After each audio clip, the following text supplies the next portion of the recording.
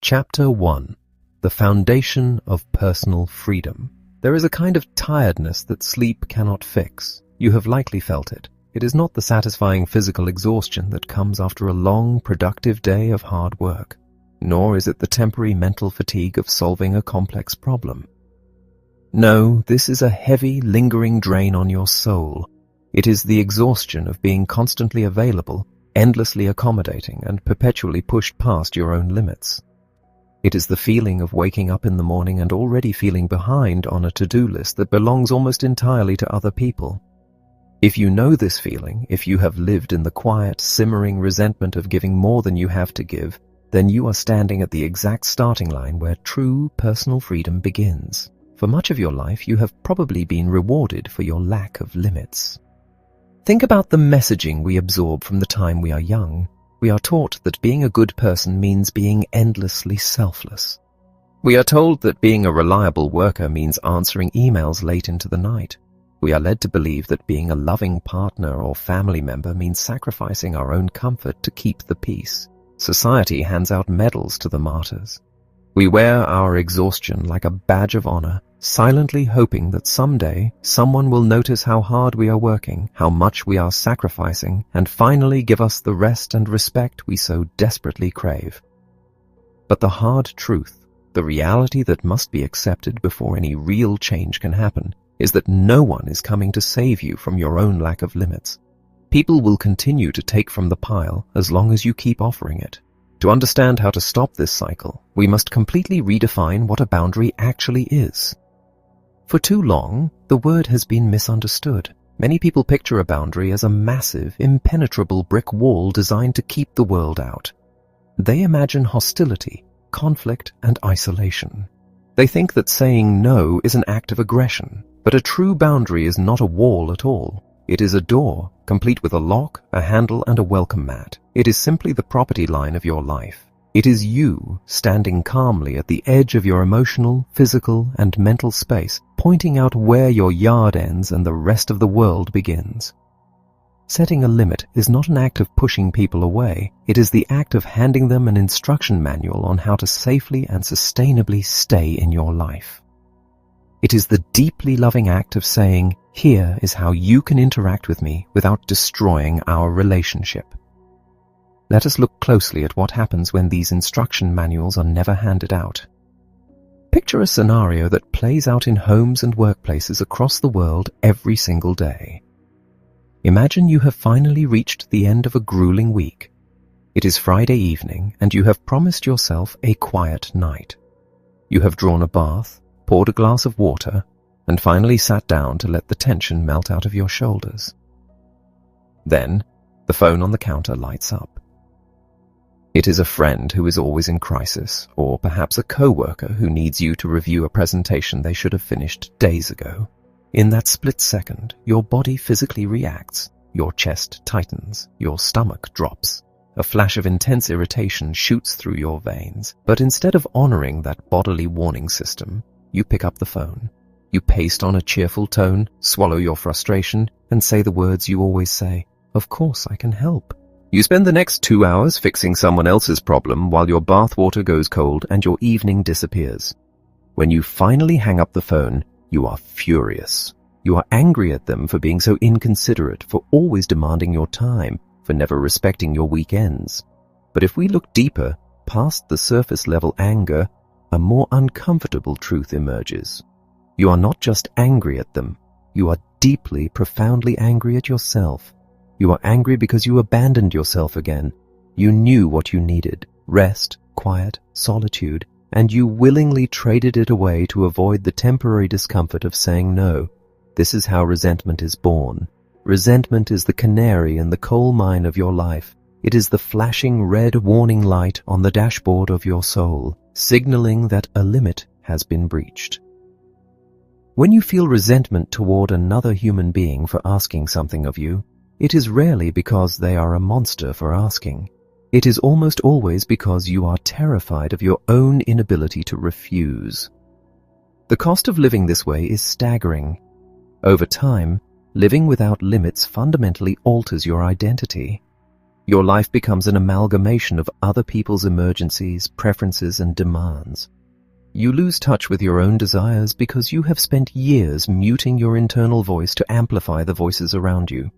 You forget what brings you joy. You forget what you actually like to do on a Saturday morning when no one is asking anything of you. You become a supporting character in the movie of your own life, running around adjusting the stage lights and managing the props so everyone else can shine, while you slowly fade into the background. Physical burnout is the inevitable final destination of this road. The body keeps a meticulous score of every time you say yes when you mean no. That lingering exhaustion, the tension headaches, the mysterious stomach issues, the inability to sleep even when you are desperately tired. These are the physical manifestations of a life lived without protective barriers.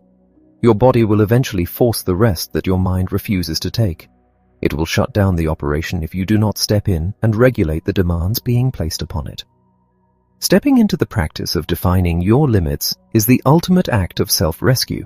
It is a declaration that your peace of mind is no longer up for public consumption.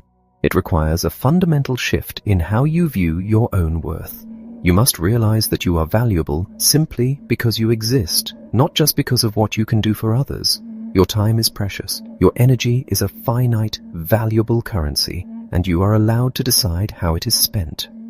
As we move forward on this journey, understand that this process will feel uncomfortable. When you have spent a lifetime accommodating others, standing your ground will initially feel like an earthquake. People who have grown accustomed to your endless flexibility may be surprised. They may push back. But that discomfort is temporary, and it is the necessary toll you must pay on the road to long-term peace. The goal is not to become rigid or cold. The goal is to become wonderfully, powerfully clear. The goal is to build a life where you are fully present, deeply connected to others, but entirely unbroken by their demands.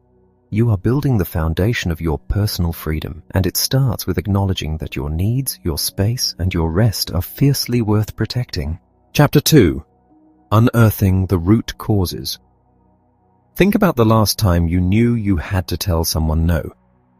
Before the words even formed on your lips, you probably felt it in your body. Your heart began to beat a little faster, your throat felt tight. A sudden uncomfortable heat flooded your chest, and your mind immediately began racing through a dozen different worst-case scenarios. Will they be angry? Will they stop speaking to me? Will they think I'm selfish, lazy, or uncaring? This is not just a mild social anxiety, it is a profound, full-body stress response. To the rational mind, saying a simple two-letter word should not feel like standing on the edge of a perilous cliff. Yet for so many of us, advocating for our own needs feels exactly like stepping into mortal danger.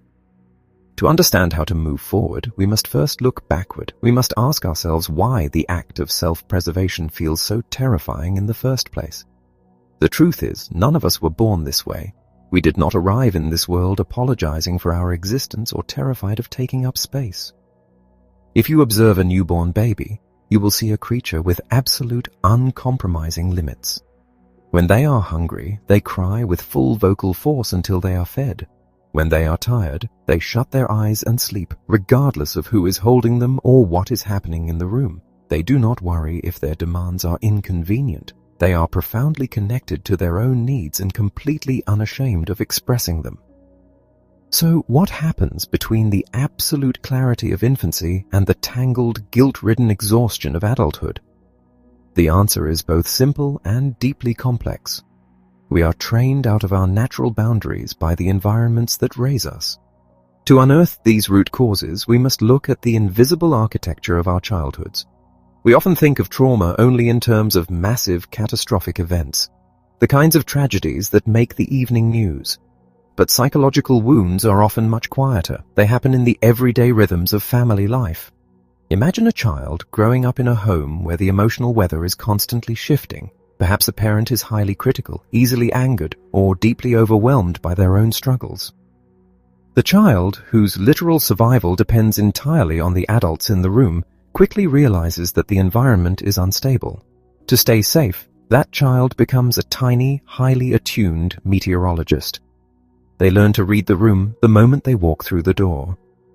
They can tell by the way a cabinet is shut, or the specific heaviness of a footstep in the hallway, exactly what kind of mood the parent is in. That child learns a devastatingly effective survival strategy. If I am perfectly quiet, If I am endlessly helpful, if I demand absolutely nothing and anticipate what everyone else needs before they even ask, the storm might pass over me. They learn that being good means being invisible. They learn that love and safety are conditional, granted only when they are making life easier for someone else. When you spend your formative years learning that your own needs cause conflict, you do not just outgrow that belief when you turn 18. You carry that nervous system into your adult life. You take it into your friendships, your workplace, and your romantic partnerships. When a manager at work sends a slightly terse email, your body does not react to a busy boss. Your body reacts to the slamming cabinet of your childhood. Your nervous system screams that you are in danger of being abandoned or punished. So you immediately apologize. You offer to stay late. You take on extra work that belongs to someone else, all to soothe the anxiety rising in your chest. You are no longer a child in a volatile house, but your body is still playing by the old rules of survival. This brings us to the deeply uncomfortable reality of people-pleasing. We like to tell ourselves a very flattering story about why we overextend ourselves. We say it is because we are simply generous, deeply empathetic, or uniquely caring. We wear our chronic accommodation like a halo. But if we are brave enough to strip away the noble language, we find something entirely different underneath. People-pleasing is rarely about genuine kindness. It is almost always about control and self-protection. When you twist yourself into knots to make sure no one is ever upset with you, you are attempting to manage their emotions so that you do not have to feel anxious. It is a preemptive strike against rejection. You are trying to control how others perceive you, terrified that if they see the real you, the you who gets tired, who has preferences, who sometimes just wants to be left alone, they will decide you are no longer worth keeping around. It is a heartbreaking way to live because it guarantees that you will never feel truly loved for who you are, only for what you can provide. Furthermore, we must acknowledge the heavy weight of generational conditioning. Many of us come from lineages where setting limits was not just frowned upon, it was an unimaginable luxury. We watched parents and grandparents work themselves to the bone, tolerating toxic environments, enduring mistreatment, and sacrificing their own health because basic physical survival was the only goal. They modeled a very specific equation. Endurance equals worth. If you saw the adults who kept you alive equating exhaustion with nobility, it is entirely logical that your brain hardwired that exact same belief. You were handed a script about how the world works, and you have been dutifully reciting your lines ever since. But the most empowering realization you will ever have is that a script can be rewritten. The programming you received was necessary for the child you once were, navigating an environment you could not control. It kept you safe. It helped you survive. You can look back at those survival mechanisms with deep gratitude for getting you through. But you must also recognize that they are deeply outdated. You are no longer that vulnerable child. You are a capable, autonomous adult. You are no longer dependent on the giants in the room for your survival because you have become the giant. Recognizing these root causes is not about assigning blame or wallowing in the past. It is about illuminating the dark corners of your own mind so that the fears lose their power over you. When you understand that your intense fear of saying no is just a ghost from a past environment, you can begin to separate that fear from the present reality. You can feel your heart race, notice your palms sweating, and still politely and firmly decline a request. You can acknowledge the terrifying sensation of letting someone down and do it anyway, knowing that your survival is no longer on the line. By unearthing the roots of our fears, we clear the soil. We make space to plant something new, something resilient, and something entirely our own. Chapter 3. The Architecture of Your Limits. When we decide to finally reclaim our lives and establish our limits, we often make a crucial mistake in how we visualize the process. We tend to think of boundary setting as constructing a single, massive, impenetrable fortress around our entire being. We imagine pulling up the drawbridge and shutting out the world in one sweeping motion. But human life is entirely too complex for a one-size-fits-all wall. A rich, connected life is not a fortress, It is much more like a beautifully designed home. And just as a physical house has different rooms serving different purposes, some with open floor plans for gathering, others with heavy doors and locks for privacy, your personal limits must also have distinct architecture. To truly protect your peace, you must understand the different domains of your life that require their own specific types of security. Let us begin with the most fundamental structure of all, your physical space and your own body. We often overlook this because it feels so basic. Yet physical limits are violated constantly in ways that society conditions us to politely ignore. Think about a family gathering where a distant relative insists on a tight, lingering hug, ignoring the clear hesitation in your posture. Or consider the coworker who stands just a few inches too close to your desk, crowding your personal air, leaving you subtly inching your chair backward just to breathe comfortably. We are often taught to prioritize other people's comfort over our own bodily autonomy. We endure unwanted touch, exhausting physical environments, and invasive proximity because we do not want to seem rude. But your body is your most sacred property. You have the absolute right to dictate who touches you, how close they stand, and what environments you are willing to place yourself in. This physical sovereignty naturally extends to your intimate and sexual life. While we often think of intimate limits only in the context of romantic partnerships, they apply broadly to how the world interacts with your physical being. It is the colleague who makes a slightly inappropriate joke about your appearance that leaves a heavy, uncomfortable silence in the room. It is the family member prying into when you plan to have children, treating your body and your private life as a topic for public debate. Protecting this domain means fiercely defending your right to feel safe and respected in your own skin, and shutting down any conversation or interaction that makes your physical or intimate self a target for uninvited commentary. As we move from the physical body into the realm of the mind, we encounter intellectual limits. Have you ever sat across a dinner table and shared an opinion or a deeply held belief, only to have someone completely mock or invalidate it? They do not just disagree with you, they treat your perspective with contempt. They speak over you, roll their eyes, or dismiss your thoughts as foolish. This is a profound violation of your intellectual space. We are not required to agree with everyone we meet. In fact, healthy debate is the lifeblood of connection. But you never have to tolerate being spoken to as if your mind lacks value. Protecting your intellect means refusing to engage in conversations where mutual respect is absent. It means calmly stepping away from the table when a dialogue turns into an assassination of your character. Then there is the emotional domain, which is perhaps the most frequently breached room in the house. Emotional limits dictate how much of others' feelings you are willing to absorb, and how much of your own emotional energy you are willing to expend. Picture a relationship in your life where the other person treats you entirely as an emotional dumping ground. You know the exact feeling of seeing their name on your phone screen. Your stomach drops, knowing that answering the call means you are about to be submerged in a tidal wave of their latest crisis with absolutely no room left for your own life. They never ask how you are, or if they do, they use your answer as a quick pivot back to their own drama. Protecting your emotional energy means recognizing that you are a human being, not a sponge. You can be supportive, you can be deeply caring, but you are not obligated to carry the emotional baggage of another adult who refuses to carry it themselves. Beyond our bodies and our feelings, we must also protect our tangible world, our material limits. Think of the things you have worked hard to acquire, your money, your home, your belongings. Now think of the friend who continually forgets their wallet when you go out to dinner, leaving you to quietly pick up the check while resentfully calculating the cost in your head. Or the neighbor who borrows a cherished tool or a favorite book, only to return it weeks later, damaged without a word of apology. When we allow people to mistreat our belongings or exploit our finances, we are silently telling them that our hard work and our possessions are utterly devoid of value.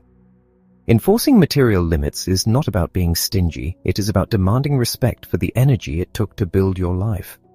Finally, we arrive at the most precious, irreplaceable currency you will ever possess: your time. Unlike money, which can be earned back, or objects which can be replaced, time only moves in one direction. Once an hour is gone, it is gone forever. Yet we allow people to steal it from us constantly.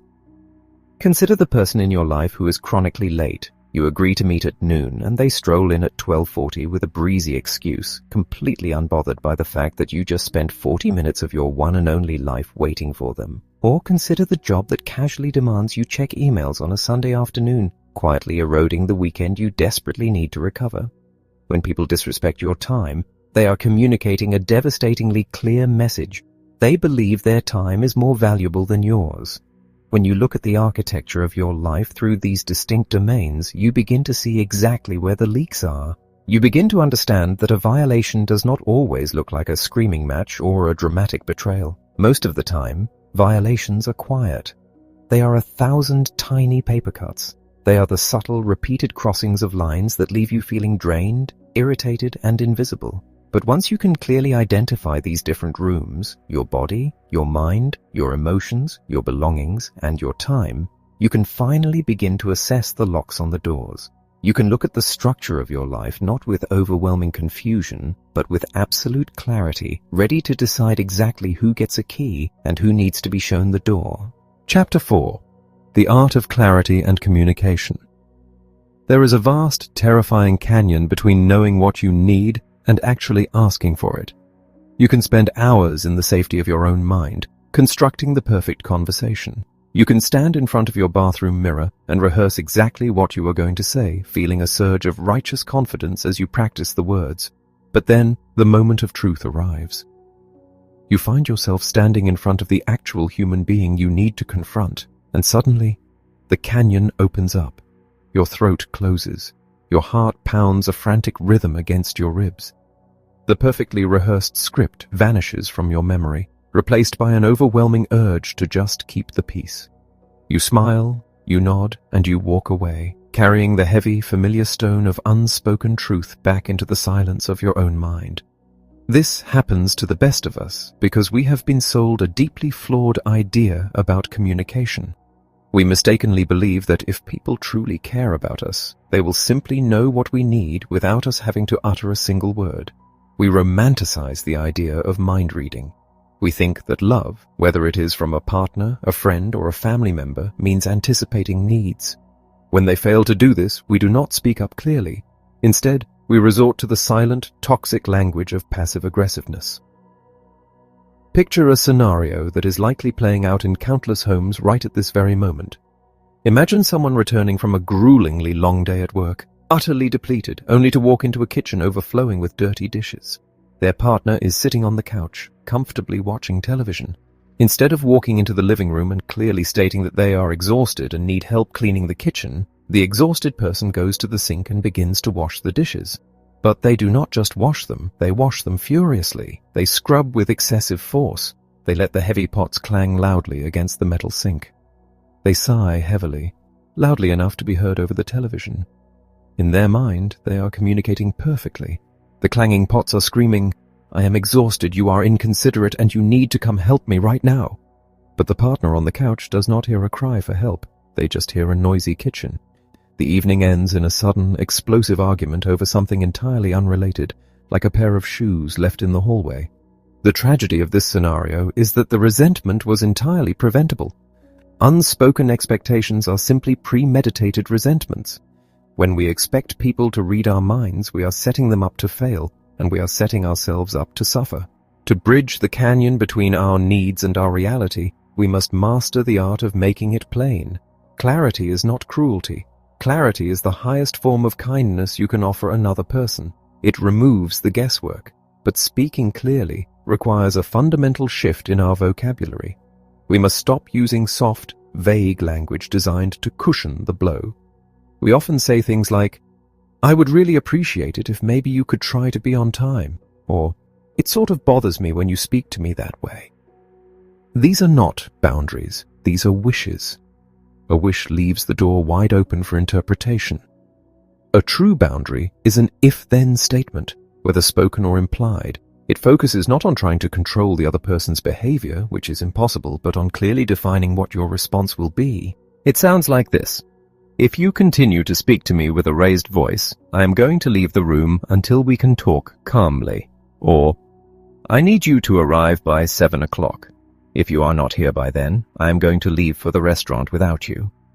Notice the difference. There is no pleading. There is no negotiation. There is only a calm, factual statement of reality. Now, we must address the inevitable emotional aftermath of speaking so plainly. When you finally muster the courage to state your limit clearly, you will rarely feel a sudden rush of victorious liberation. Instead, you are highly likely to experience what can only be described as a boundary hangover. It is a profound, sickening wave of guilt that washes over you the moment the words leave your mouth. Imagine you have a relative who perpetually expects you to host every major family gathering. For years you have spent your holidays exhausted, cooking for days, cleaning relentlessly, while everyone else relaxes. This year, you finally decide to reclaim your holiday. You make the phone call. You politely but firmly state that you will not be hosting this year and that someone else will need to take a turn. You hang up the phone, and immediately your stomach churns. Your mind races with terrible thoughts. You convince yourself that you have ruined the holiday, that the family will fall apart, and that you are an incredibly selfish person. The urge to call them right back, apologize profusely, and offer to host after all is almost unbearable.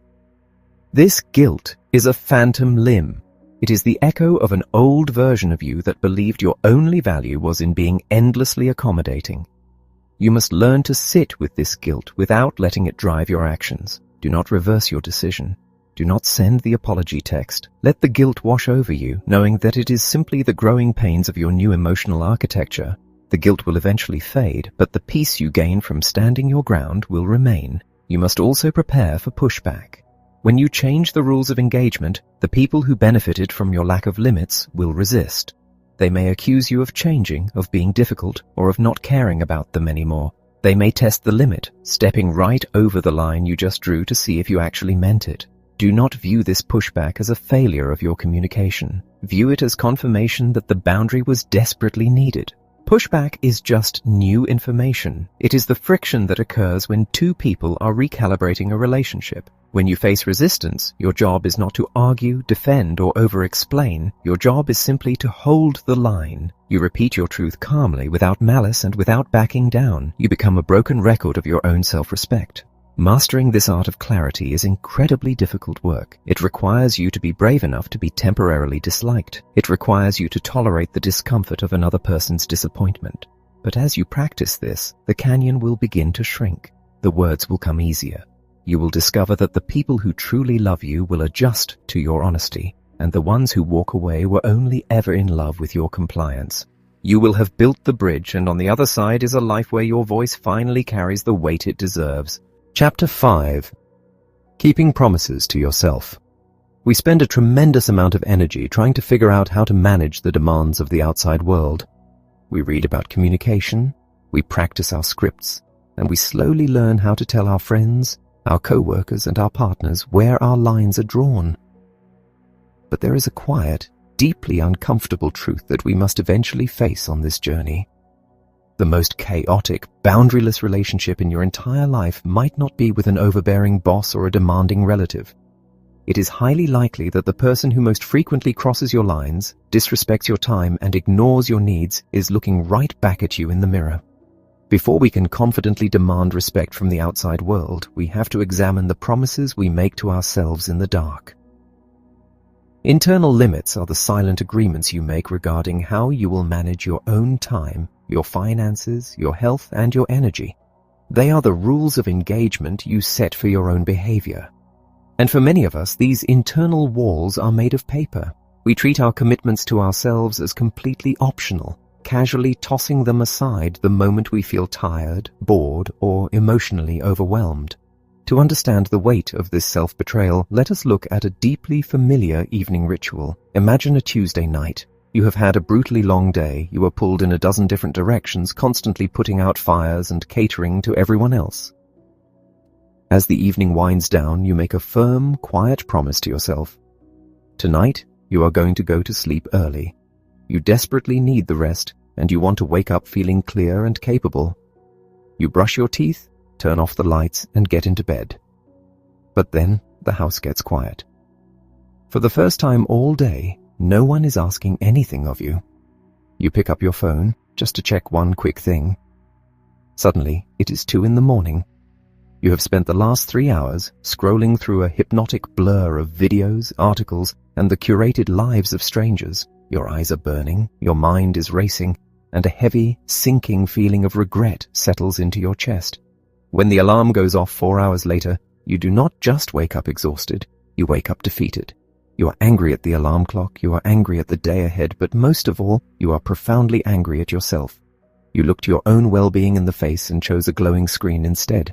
We often brush this off as a simple bad habit or a lack of willpower, but it is much deeper than that. It is a profound boundary violation.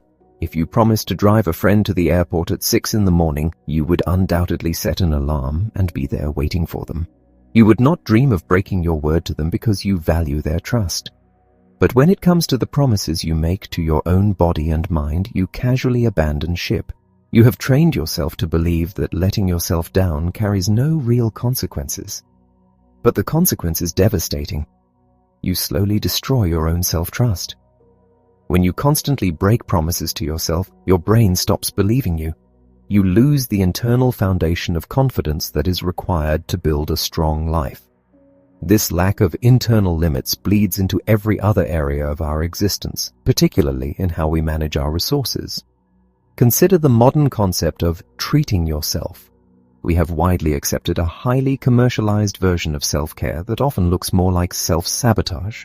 Imagine you have had a deeply stressful week. You are feeling unappreciated, overworked, and emotionally raw. You decide you need a reward to make it all better, so you go online and purchase something you absolutely cannot afford. In the moment you hit the checkout button, there is a brief, intoxicating rush of dopamine. You feel a fleeting sense of control and pleasure. But fast forward to the end of the month when the credit card bill arrives. That temporary rush evaporates, replaced immediately by the suffocating weight of financial anxiety. You have traded 3 minutes of emotional numbing for 30 days of stress. This is what happens when we do not hold the line with our own impulses. True self-care is not about buying things you cannot afford to soothe emotions you do not want to feel. True self-care is building a life that you do not need to constantly escape from. It requires the immense discipline to tell yourself no in the present moment so that your future self can actually breathe. Why is it so incredibly difficult to hold these lines with ourselves? It is because setting an internal limit requires us to sit with our own discomfort. When you put the phone down at 10 o'clock, you are suddenly forced to be alone with your own thoughts, which might be anxious or racing. When you close the browser instead of buying the shoes, you are forced to actually feel the stress of your week instead of burying it under a new purchase. We break our internal boundaries because we are desperately trying to outrun our own uncomfortable feelings. Rebuilding this internal architecture is not about becoming a rigid, joyless machine. It is about becoming a safe harbor for yourself. To rebuild trust with a friend who has betrayed you, you do not ask them for a grand, dramatic gesture. You ask them for a consistent track record of small, kept promises. Rebuilding trust with yourself works exactly the same way. You do not wake up tomorrow and suddenly vow to change every habit, run 10 miles a day, and never look at a screen again. That is a setup for immediate failure. Instead, you start agonizingly small.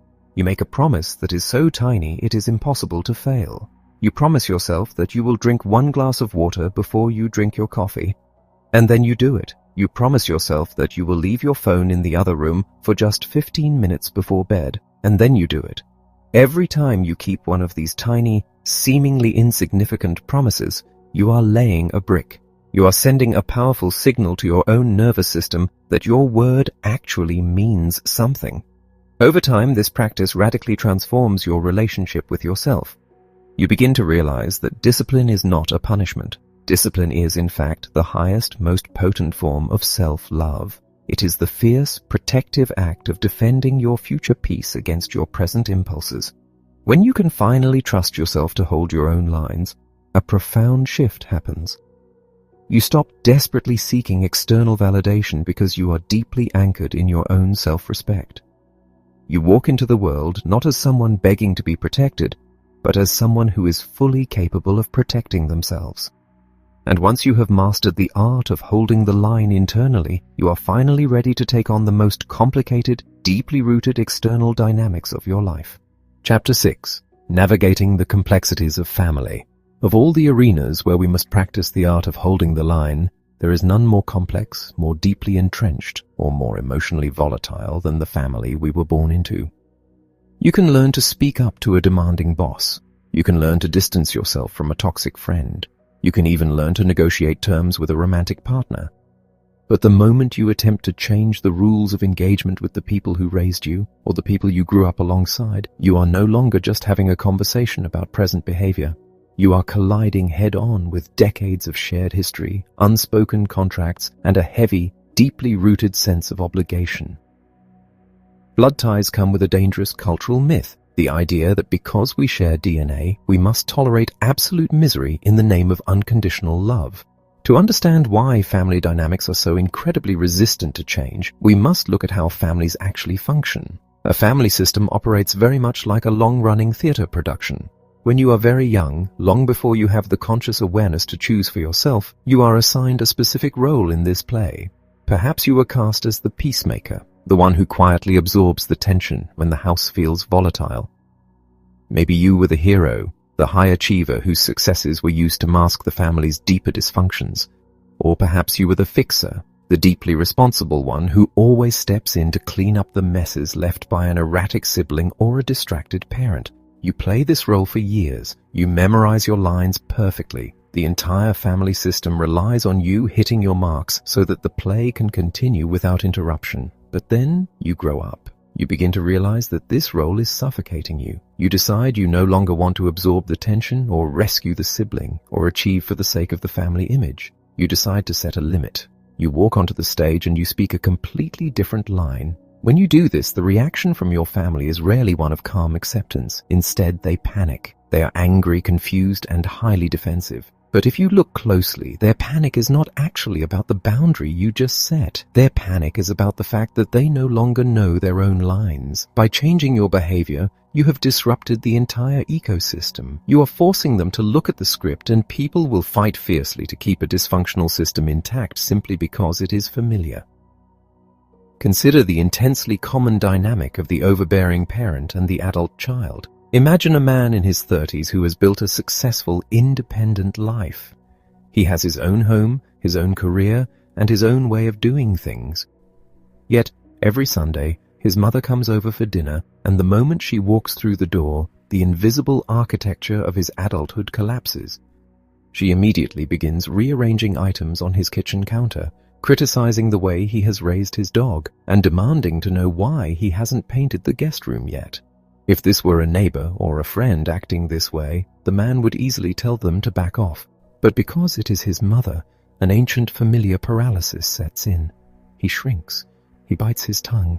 He rationalizes her behavior by telling himself that she means well, that this is just how she expresses love, or that it is easier to just let her have her way than to endure the silent treatment that would follow a confrontation.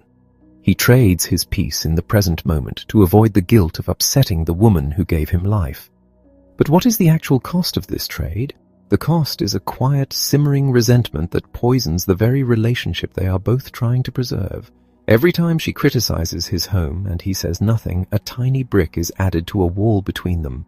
Eventually, he stops looking forward to her visits. He answers her calls less frequently. He begins to dread the sound of her voice. The heartbreaking irony is that by refusing to set a limit in order to protect the relationship, he is actually guaranteeing its slow, painful death.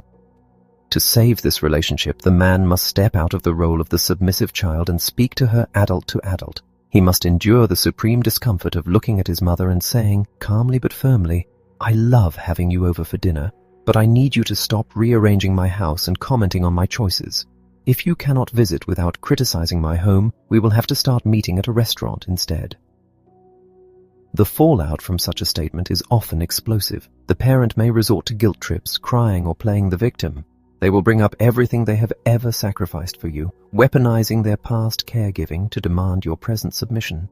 This is where your resolve will be tested more than anywhere else in your life. The guilt will be absolute agony, but you must recognize that guilt is not an indicator that you have done something wrong. It is simply an indicator that you have done something new. You are breaking a generational curse of enmeshment, and breaking chains makes noise. This enmeshment often extends sideways into our relationships with our siblings.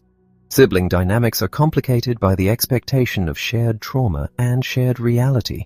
Imagine you have a sibling who is constantly in a state of financial or emotional crisis. For a decade, you have been their emergency contact. You have loaned them money they never paid back. You have answered their panicked phone calls at midnight, talking them down from the ledge of their own poor decisions. You tell yourself that this is what siblings do. You tell yourself that if you do not save them, no one else will, and they will drown. But eventually, the exhaustion breaks you. You realize that your constant rescuing has not actually helped them heal. It has only enabled them to remain helpless. You are not their savior, you are their shock absorber. Setting a limit here requires you to look at someone you grew up with and say, "I love you, and I want you to be well, but I will no longer lend you money, and I cannot be the person you call when you are in crisis." When you withdraw your constant rescuing, they will likely crash. They will be furious. They will accuse you of abandoning them, and you will have to sit in the excruciating discomfort of watching someone you love struggle, knowing that you have the power to fix it temporarily, but choosing not to. You have to let them experience the natural consequences of their own life so that they can finally develop the strength to carry their own weight. It is one of the most painful acts of love a human being can execute. Navigating family limits ultimately requires a deep, private grief. When you draw a line in the sand with your family, you often have to mourn the fantasy of the family you wish you had. We all harbor a quiet hope for that perfectly harmonious, movie-like family gathering where everyone is supportive, emotionally mature, and deeply respectful of one another. Admitting that your family cannot offer that, and that you must build protective walls just to interact with them, is a profound loss. But on the other side of that grief is reality. And reality, with all its limitations, is the only place where genuine peace can be found. You may never get the apology you deserve from your parents. Your sibling may never understand why you had to step back, but you are no longer playing a role in a dysfunctional play. You are no longer waiting for them to change so that you can finally exhale. You realize that you cannot control how your family behaves, but you possess absolute, sovereign control over how much of that behavior you are willing to allow into your life. Chapter 7. Protecting Love and Partnership. There is a profound and dangerous myth surrounding romantic love. From the time we are young enough to understand fairy tales and romantic comedies, we are fed a very specific narrative about what true intimacy looks like. We are taught that love is about merging. We are told that we must find our other half, as if we are walking around as incomplete fragments of a human being, waiting for someone else to make us whole. We romanticize the idea of two people blending their lives so completely that you can no longer tell where one ends and the other begins. But this absolute dissolution of the self is not romance. It is enmeshment, and while it may feel intoxicating in the honeymoon phase of a new relationship over the span of years, a love without distinct edges will slowly suffocate the very people it was meant to sustain. To build a partnership that can withstand the friction of real life, we must unlearn the idea that setting limits with our partner is a sign of a failing relationship. In truth, the absolute opposite is true.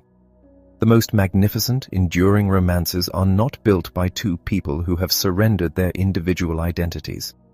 They are built by two distinct, sovereign individuals who stand securely on their own 2 feet, choosing to walk side by side. Think of a grand cathedral. If the massive stone pillars supporting the roof are pushed too close together, they lose their structural integrity and the entire building collapses. They must stand apart to hold the roof up. Your relationship requires that same structural integrity. You must protect your individuality in order to protect your love. Consider what happens when this individuality is slowly chipped away over time. Picture a deeply relatable scenario. 2 people fall in love. One of them has always been fiercely independent. They spend their Saturday mornings hiking with a specific group of friends. They love reading alone in coffee shops, and they have a deeply fulfilling, separate life. But as the relationship deepens, a quiet, unspoken pressure sets in. The partner expresses a subtle, passing disappointment when they choose the hiking group over a lazy morning in bed together. So, they skip the hike one weekend, then 2. Eventually, the hiking boots gather dust in the back of the closet. They stop going to the coffee shop because it feels selfish to leave the house when their partner is home. 10 years later, they wake up feeling entirely hollowed out. They look at their partner, and instead of feeling deep affection, they feel a thick, suffocating resentment. They blame their partner for stealing their joy, for isolating them from their friends, and for shrinking their world. But if we look closely at the architecture of this resentment, we see that the partner rarely demanded these sacrifices outright. The sacrifices were offered up willingly, piece by piece, on the altar of keeping the peace. To protect a partnership, you must aggressively guard the things that make you who you are. You must have the courage to say to the person you love most, "I cherish our time together, and I also need this morning entirely to myself." If a relationship requires you to abandon your own joy to maintain it, you are not nurturing a partnership, you are paying a ransom. This necessity for clarity extends deeply into the daily mechanics of living together, specifically regarding the silent killer of modern romance, the unequal division of the mental load. It is one thing to split the physical chores, you wash the dishes, I will fold the laundry, but the mental load is the invisible, exhausting job of being the household project manager. It is the burden of noticing that the milk is running low, remembering that the dog is due for a vaccination, planning the meals for the week, and knowing that the in-laws' anniversary is approaching. Imagine lying in bed at night, utterly exhausted, while your mind races through tomorrow's intricate logistical puzzle of drop-offs, grocery runs, and bill payments. You look over and your partner is sleeping soundly, completely unburdened. When you finally break down and express your exhaustion, they look at you with genuine confusion and say the most infuriating phrase in the English language, "Why didn't you just ask me to help?" In that moment, the rage you feel is entirely justified. You do not want a helper. A helper is someone who waits for instructions. You want an equal partner. You want someone who looks around the shared life you have built and proactively takes ownership of maintaining it. Establishing a limit here requires moving past passive-aggressive sighs and slamming cabinet doors. It requires sitting down in a moment of calm and clearly dividing the cognitive labor. It means looking at your partner and saying, "I can no longer be the sole manager of our life. I need you to completely own the grocery shopping," which means taking inventory, making the list, and going to the store without me having to remind you. It is a difficult, unromantic conversation, but it is the exact conversation that saves marriages from drowning in the shallow waters of everyday logistics. We must also confront the most vulnerable space of all, the realm of physical intimacy and emotional safety during conflict. No matter how long you have been with someone, your body remains your own sovereign territory. There is an outdated, toxic belief that entering into a committed relationship means signing away your right to refuse physical intimacy. But true intimacy can only exist where there is absolute freedom to say no. A healthy partnership creates a safe harbor where both people can honestly express their physical needs, their fluctuating desires, and their absolute limits without fear of punishment, guilt trips, or cold shoulders. If declining physical affection results in a 3-day silent treatment from your partner, that is not a relationship. That is emotional coercion. Similarly, the way a couple argues dictates the lifespan of their love. Conflict is inevitable, but emotional destruction is a choice. We often excuse terrible behavior in the heat of the moment, believing that anger gives us a free pass to deeply wound each other. But you have the absolute right to draw a hard line around how you will be spoken to, even when your partner is furious. Imagine a disagreement that rapidly escalates. Voices are raised. Old mistakes from 5 years ago are suddenly dragged back into the light, and character assassinations begin. The boundary you must draw here is not about winning the argument, it is about protecting the emotional safety of the relationship. It requires the immense discipline to stop in the middle of a screaming match and say, "I want to resolve this with you, but I will not engage in a conversation where I am being yelled at or called names. I am going to step out for 20 minutes, and we can try again when we are both calm." This is the ultimate act of protecting your love. It is the refusal to let the relationship devolve into a war zone. Holding the line in a romantic partnership is terrifying because the stakes feel incredibly high. We fear that if we demand better treatment, if we insist on our own space, or if we refuse to carry the entire mental load, our partner will pack their bags and leave. But you must ask yourself, what is the value of a relationship that only survives because you are willing to make yourself small, exhausted, and invisible? A partnership worth keeping is one that can handle the full, expansive reality of who you are.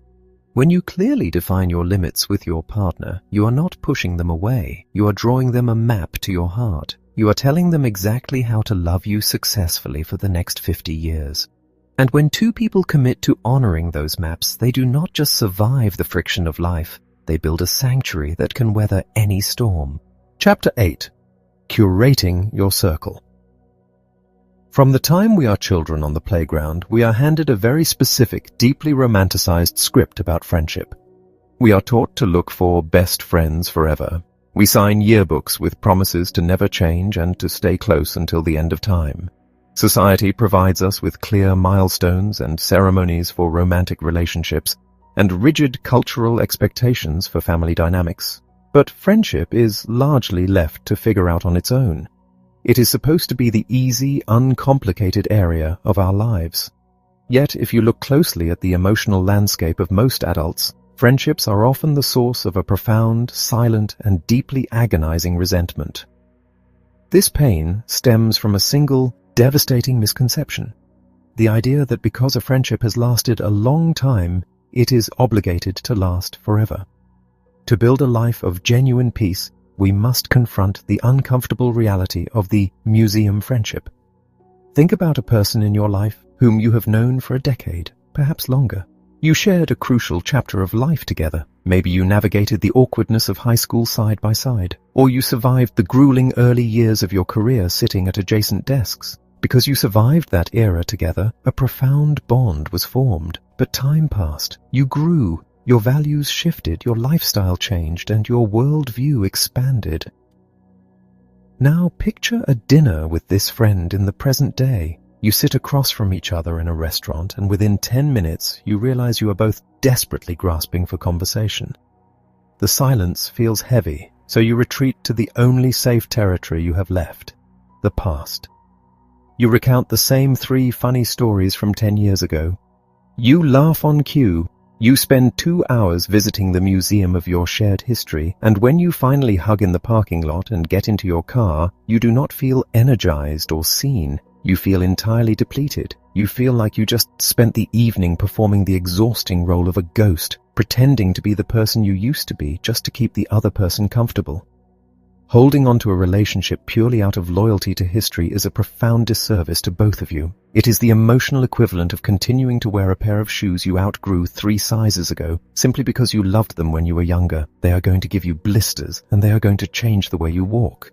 You do not have to endure a dramatic, fiery falling out to end a friendship, nor are you required to force a confrontation where none is needed. The boundary here is an internal one. It is giving yourself the absolute guilt-free permission to let a relationship naturally fade. It is the realization that a friendship can be completely successful, deeply meaningful, and entirely over. You can hold immense gratitude for the shelter that person provided during a specific storm in your life without demanding that they stay in your house forever. Beyond the relationships we naturally outgrow, we must also address the friendships that actively drain our life force. These are the one-sided dynamics, the connections built entirely on a foundation of your endless availability. Consider the crisis friend. You know exactly who this is. When their name lights up your phone screen, your immediate physical reaction is a heavy sigh. You know that if you swipe to answer, you are instantly surrendering the next hour of your life. You pick up the phone, and without even a customary greeting or an inquiry into how your day is going, they launch into a monologue about their latest catastrophe. They complain about their partner, their boss, or their neighbors. They are not calling you for advice, and they are certainly not calling for a mutual exchange of connection. They are calling to use you as an emotional dumping ground. Because you are a deeply empathetic person, you listen. You offer soft words of comfort. You absorb their chaotic energy, and when the call finally ends, they feel wonderfully light and relieved, while you feel like you are carrying a 100-pound weight on your chest. For a long time, you have probably told yourself that being a good friend means being unconditionally available. You think that if you do not answer, you are abandoning them in their time of need. But allowing someone to perpetually dump their unmanaged emotional chaos onto you is not friendship. It is unpaid therapy, and it is entirely unsustainable. Changing this dynamic requires immense courage because you have to interrupt the pattern you helped create. The next time that phone rings, you have to do something radical. You have to evaluate your own emotional reserves before you offer them to someone else. And if your tank is empty, you must let it go to voicemail. When you do speak, you must be prepared to state your limits plainly. It sounds like this. I love you, and I want to support you, but I do not have the emotional capacity for a heavy conversation right now. Or, if you are mid-conversation and the monologue begins, you have to be brave enough to gently interrupt and say, I am so sorry you are dealing with this, but I am finding myself feeling really overwhelmed by this topic. Can we talk about something else? When you begin to speak like this, the reaction from the other side will tell you everything you need to know about the true nature of the relationship. A friend who genuinely loves you will immediately apologize and respect the line you just drew. But a friend who only loves your utility, who only loves what you can do for them, will become deeply offended. They will accuse you of being unsupportive. They will tell you that you have changed, that you are being difficult, or that you are no longer the good friend they used to know. When someone accuses you of changing because you finally set a boundary, your only response should be a quiet, internal, thank you. Growth requires change. If you are doing the hard work of evolving, healing, and protecting your peace, you absolutely should be changing. You are no longer the endlessly accommodating, boundaryless version of yourself they preferred, and that is a victory, not a failing. Curating your circle is a profound act of self-preservation. It requires a season of necessary, private grief. When you raise your standards for how you are willing to be treated, your circle will inevitably shrink. You will have to mourn the loss of people you deeply cared for, people who simply could not meet you at your new level of self-respect. But this shrinking is not a loss. It is a pruning.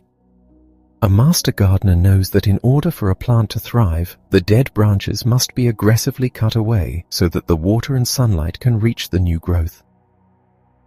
By clearing out the relationships that are rooted in obligation, history, or emotional extraction, you are doing something beautiful. You are emptying the seats at your table. You are creating wide, open, breathable space in your life for new people to arrive, people who do not want to use you, but want to know you.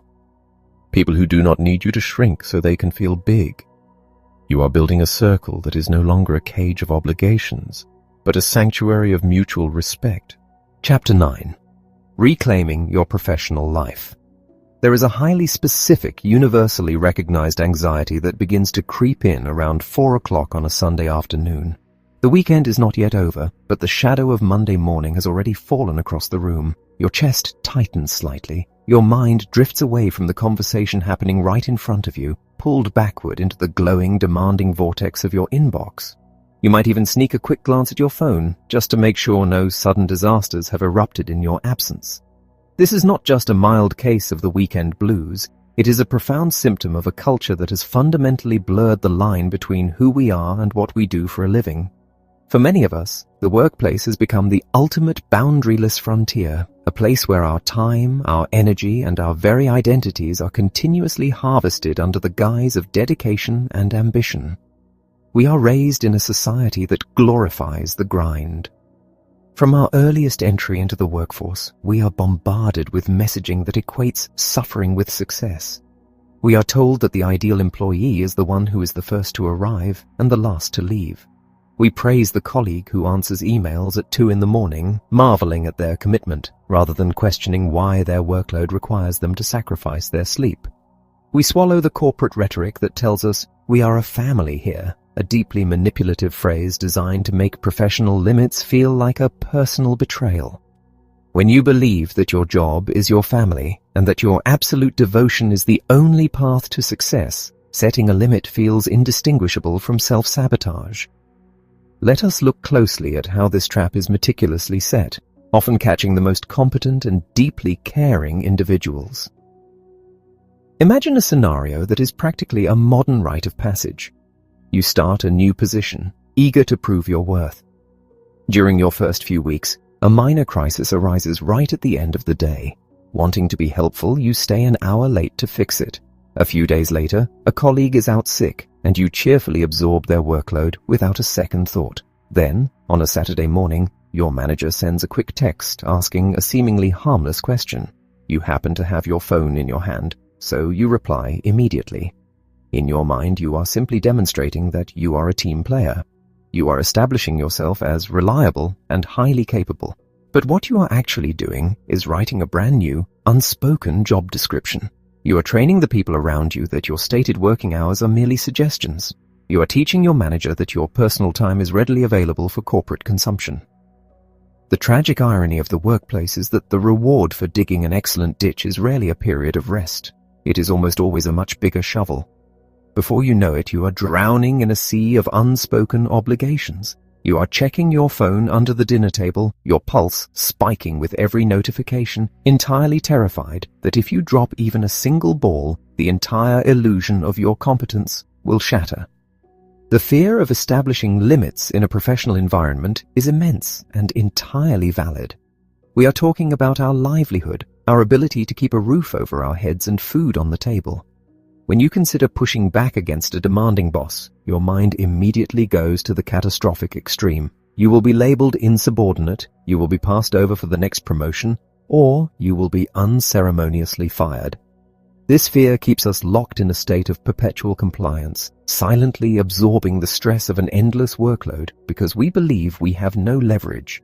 But we must systematically dismantle this fear by understanding the true nature of employment. A job at its absolute core is a contractual economic exchange. You are agreeing to provide a specific set of skills and a specific amount of time in exchange for financial compensation. You are selling your labor. You are not selling your soul, your nervous system, or your unconditional availability. Recognizing this distinction is the first crucial step toward professional liberation. You can be deeply committed to excellence, you can take immense pride in your work, and you can still violently defend your right to disconnect the moment your contractual obligations are fulfilled. How then do we begin to reclaim this territory? It starts by breaking the cycle of immediate reactivity. We live in an era of instantaneous communication, which creates a false sense of urgency around almost everything. A colleague sends an email with a red exclamation point, and your body reacts as if a tiger has entered the room. But in the vast majority of professions, true emergencies are incredibly rare. The next time a non-urgent request comes through after hours, you must practice the profound discipline of the delayed response. You look at the message, you acknowledge its existence, and you purposefully put the phone down. You let it wait until the next business day. When you finally do respond, you do not apologize for the delay. You do not offer a lengthy explanation about where you were or what you were doing. You simply answer the question professionally.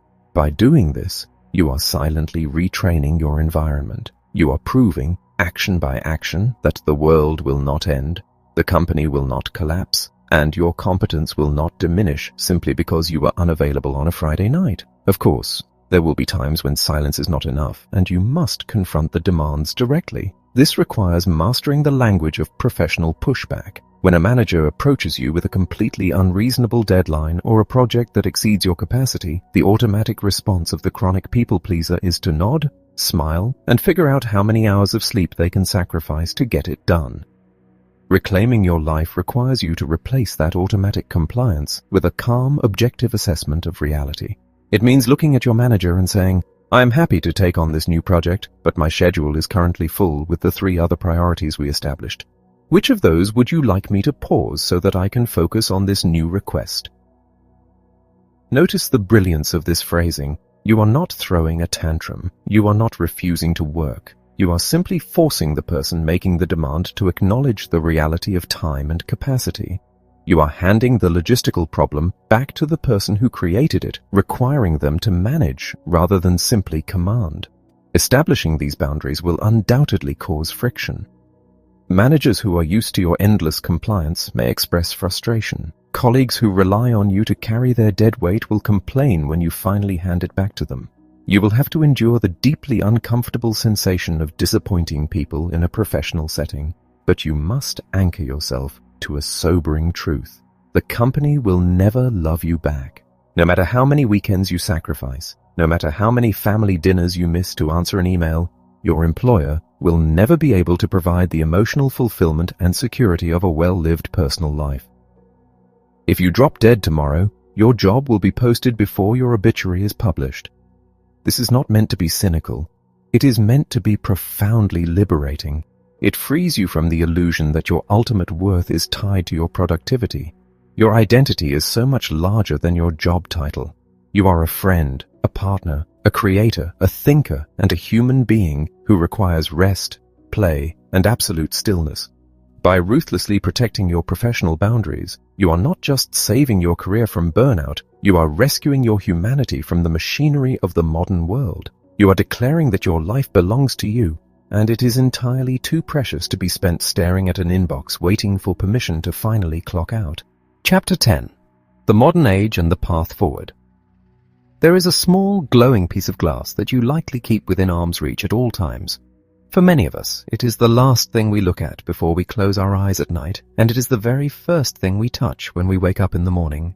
Before our feet even hit the floor, before we have taken a deep breath or formed a single independent thought for the day, we reach out and pull the entire chaotic weight of the world directly into our minds. In a matter of seconds, we scroll through the curated successes of strangers, the urgent demands of our inboxes, the outrage of the daily news, and the unchecked opinions of thousands of people. We have built a modern world of spectacular connectivity, but in the process, we have completely dismantled the natural geographical boundaries that used to protect our mental peace. You are no longer just dealing with the people in your home or your workplace. You are carrying a stadium of voices in your pocket every single day. Navigating personal limits in the digital age requires a fundamentally new kind of self-defense. We are living under the profound illusion that accessibility equals obligation. Because technology has made it physically possible for anyone to reach us at any hour of the day, we have falsely concluded that we owe the world a permanent state of availability. Think about the quiet internal panic that sets in when you read a text message but cannot reply immediately.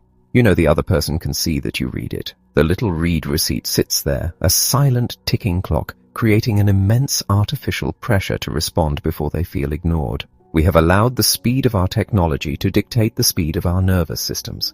To reclaim your peace in this era, you must aggressively guard your right to be unreachable. This is a radical concept in a world that demands instant gratification. But you are a human being, not a customer service hotline. You do not owe anyone an immediate response, simply because their message was instantly delivered. Establishing this limit means actively changing how you interact with your devices. It means utilizing the Do Not Disturb function without a shred of guilt.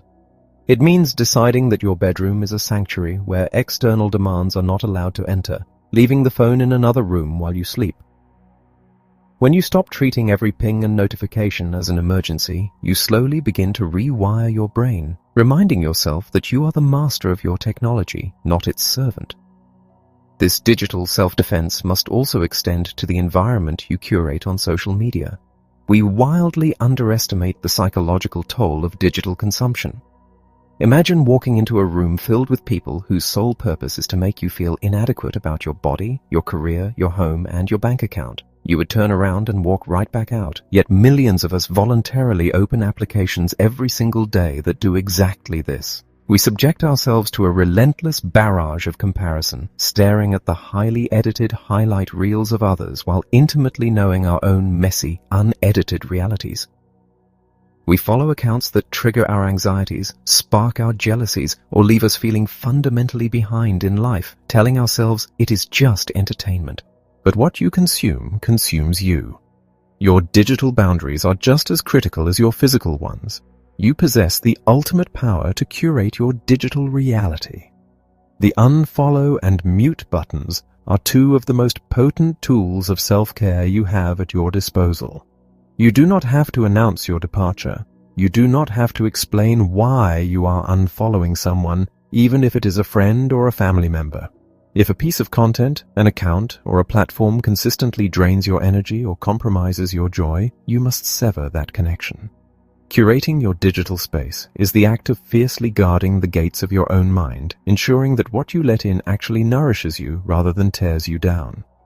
As you master this digital discipline, and as you reflect on everything you have built in your physical and emotional life, you will reach a powerful realization.